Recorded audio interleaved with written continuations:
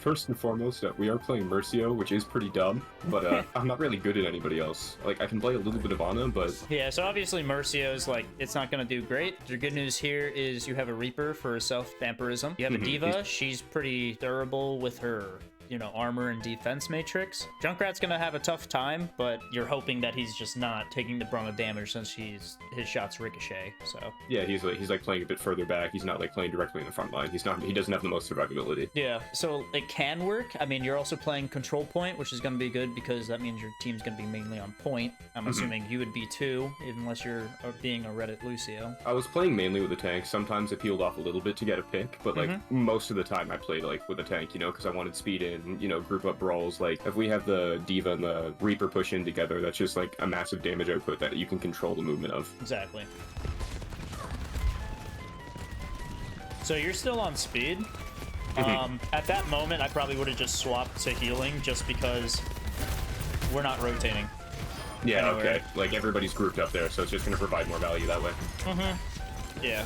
For me, I usually am swapping unless I'm trying to move somewhere, in which case I'll swap back to speed. I mean, you're here on speed too, that's cool. I like that you go back to healing here. He can die. Good boop away from the health pack, good pick. Yeah, nothing's wrong there. Yeah, same thing. I'd just go to healing, because obviously you on speed here.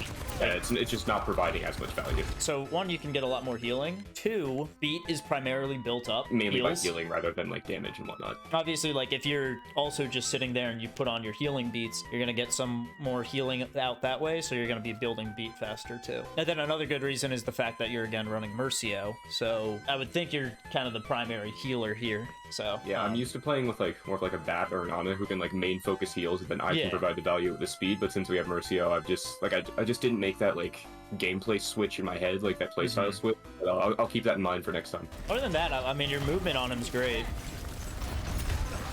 Yeah, even that booping a Zen into the enemy team. Yeah, I was thinking scaring that Ana there. That's cool too. Big. Unfortunately, yeah, you couldn't get back to your own team in time for that heals. Yeah, and then I saw everybody backed up off a point, so I kind of just like fed into the team there. You had point there, right? For me, if my team has point still and we're playing King of the Hill, you just want to get this to as high of a percent as possible. Even like sacrificing myself there a little bit just to get that little bit more percentage of worth, you'd say? Yeah, say you manage to somehow stall it for 20%, right? That brings you to like 59%, okay? So that means you are going to just have to win one more team fight and then maybe a recontest from the enemy team, and a recontest being like someone's going to last touch. So the closer this gets to like 100% or whatever, that just means less team fights for you guys, which means that you can just save up all your ults and then pop all your ults on like the very final fight, and then you just win and you get points. As long as you have the point, might as well stall it out, because you're the one getting value from just being alive on the point. If they have the point and you're trying to stay alive on point, that's when it's not beneficial, because now you're basically one, staggering yourself, and two, you're not providing any kind of more value because their clock's still ticking up and yours is stationary. Okay, so they have a Widow now. I'm okay with trying to get a pick on the Widow, just as long as your team is okay, like, with you being taken out for that. That was very good, very good.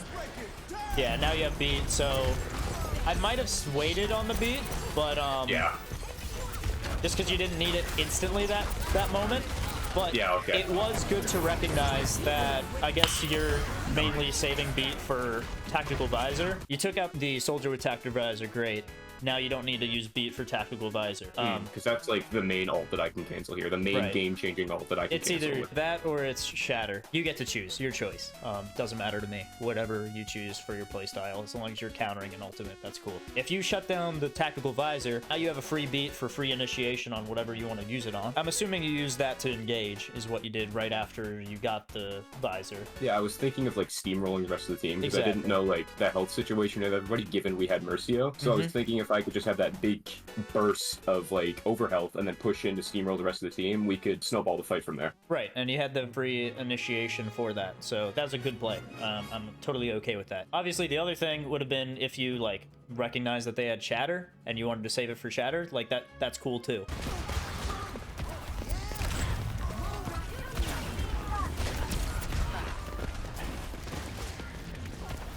I was gonna push in to go for the pick there, but then I realized my team was down on heals, so I decided to back up. Yeah, I definitely saw that too. I thought that going for the pick there might have been a little too much. I think you honestly might have died there if the Reaper didn't pop his ult. Because if Reaper was not going in, like he decided to stay on point, that could have been an overextension that they could have just gotten you and then switched to attack mode. So obviously, like, her getting into this position, this is like, I need to go harass you, right? You're clearly taking too much space, and you need to realize, like, this is your area. Which you do. You wrap around, you get the health pack, you go back over here, you push in on her, she gets down to half health, and she backs up. She's probably not going to engage back up here until she gets back to full health. So I would say that your job as a support, harassing and stuff, it's won. Like, you got what you needed to out of that. I was done here. I took the space back here. I commanded back our ground. I defended that area. There was no further need to go in and try and push there because I was going into enemy lines, and it was basically feeding at that point. I was struggling. It potentially could have been feeding, yes. But, like, this is good. Like, they're pushed back on their line. She's waiting for health. Your diva needs more attention over here, so you could, like... I did notice that, yeah. You kind of did your job to, like, harass and make sure that your Mercy, your Junkrat over here, like, they're not going to be threatened by an Ashe. Maybe if you saw that Reaper was ulting here, you could have went around and, like, booped more people into it. Yeah, that would have been the better play. I saw, if I would have realized he was ulting there, I could have went off that pillar there, booped more people into the ult, and then he would have got more value out of that. And then, as a team, we could have decided to pick off the Ashe, maybe stagger her for next fight. That's what we should have done. With the comp running here, you know, we have Reaper, we have Junkrat, we have Diva, you know, with Lucio, they're all relatively mobile, but they dominate in close range. So if we had, like, a different support, like not Mercy, let's say we had a back, would it be better for us to, like, take a bit more space here and get off point just to, like, maximize our damage potential range? Or I don't suggest that, and the reason I don't suggest is because pushing into this is basically a fort. The entire point is high ground, right? Yeah, we could command a bit more space, but, like, it'd be more optimal for us to, play on the cover and stuff here. Yeah, look at all the cover you have. You have huge walls.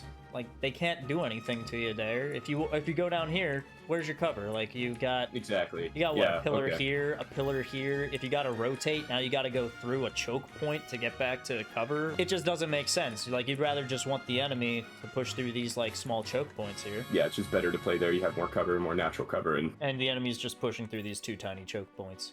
And they have, like, nowhere to go. And you with a Junkrat, like, he can just spam in here all he wants, and they're just walking into grenades. On this map specifically, play point. Other maps, it might be different, but this map specifically, I'd say play point. And even Ryan, he's gonna break his shield half the time, like, trying to get to you. That's a waste of amp. Yeah.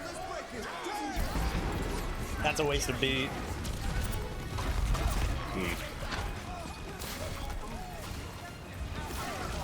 Looks like you still win it, though. Do you see why those are both wastes, though? They didn't commit in and, like, to provide enough damage for me to need to, like, use my main big cooldown to, like, cancel out a lot of damage because they just weren't going in as much to do that much damage in the first place, right? Exactly. So you amped heals, and your whole team's full, so obviously that's a waste.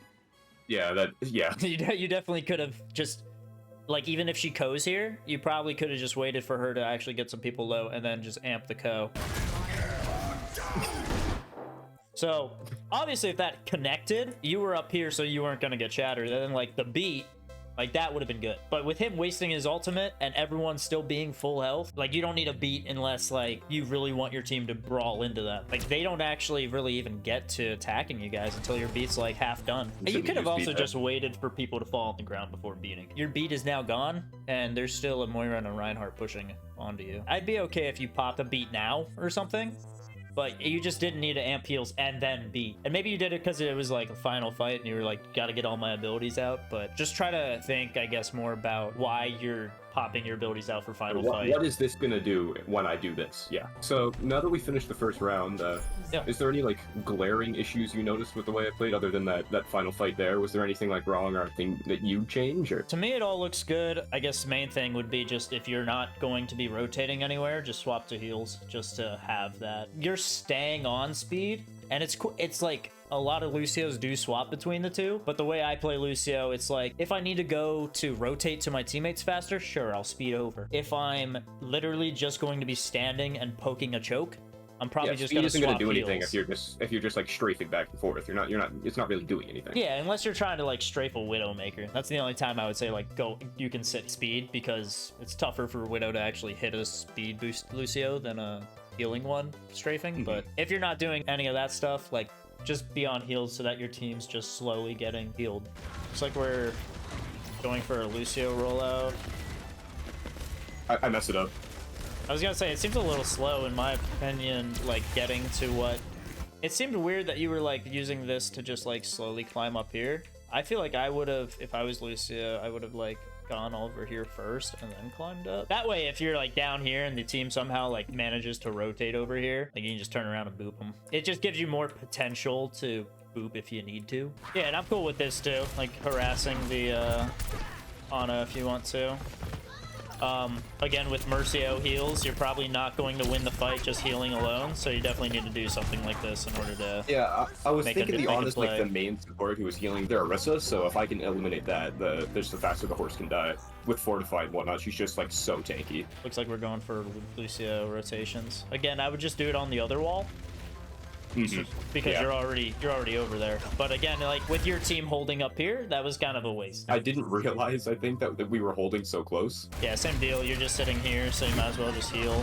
Yeah, like, and here I realized I was just like poking. I didn't know what to do. I went here to like see if I could go for a flank, but then I'm like, there's just no point. Yeah, there is no point. Like, you could have just stayed here and then just speed boosted your Reaper when he's you could have got more picks. So if you have 70% of the map, then where are you flanking from on the last 30%? Well, here, here, or here, right? It's a lot easier to flank if the enemy team is holding 60% of the map or whatever, because then you can actually flank from like, you can flank from here, you could make it all the way around and like flank from here. Yeah, we're already controlling so much space. We don't need to fight for anymore. Yeah, if we do, we're just going to be in a worse position here. Yeah, because your flank route would be coming all the way over here. And it's like, okay, spawn's right there. Like, you're just asking to die. I think I was subconsciously thinking I'm just not really doing anything. I didn't feel like I was providing any value, so I was looking for something, but I realized now I was healing them up. I was making sure that I was like poking out people. I didn't need to go do anything. Yeah, exactly. Only going over here would be if you knew like someone was flanking over here and you wanted to like harass them. Kind of like you did on like that if I knew earlier. beforehand they were going to like try and C9 the point or something like that, I could like cut it off early and like potentially boop them off there. Yeah. Or if Ashe came over here and she just started like popping dynamites or something, and you were like, hey, hold on, and you like pushed her off and she had to run all the way back to her team. Like, that's when you can do stuff like that. Yeah, see, this is fine. What you're doing here, this is cool. And that's cool because he's wasted basically his whole time. You can beat. That's okay. Okay, we beat here. I did because of the baby diva. I would have tried to do it for the big diva, just because, you know, obviously mech diva is a lot scarier than a baby diva. I mean, all that was good. Slightly better ult usage, slightly better amp usage, use heals a bit more, and ult usage, just having your passive up, being okay with existing. Your Lucio probably doesn't need much work, to be honest. So, only other thing I would say that might need work is you could have just speed boosted some of your teammates' ults more.